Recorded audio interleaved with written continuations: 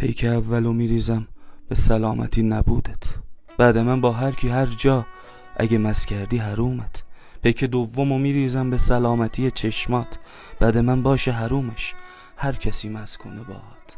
پیک سومو میریزم به سلامتی دروغات. شده مزم عکسات و اون شده مزش طعم لبهات. پیک چهارمو میریزم به سلامتی خندت. چشمتو کور کرده پولش، چشمشو کور کرده شهوت. پیک پنجمو میریزم به سلامتی نجابت، که کنارم داشتی حالا تو کشیدیش به کثافت. پیک بعدی رو میریزم یه ذره بیشتر و پرتر. تو عروس نشدی اما اونو دوماد کردی دختر. پیک هفتمو میریزم که دیگه هیچی نفهمم، من از این حجم بی حیایی به خدا میگیره شرمم.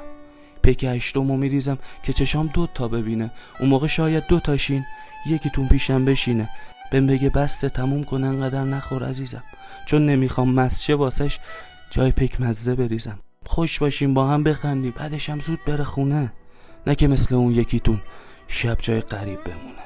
به خدا فکر و خیالت بد جوری کرده مریضم.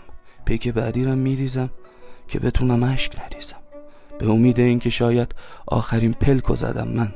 بعد تو هر بار نشستم آخرین پیکو زدم من.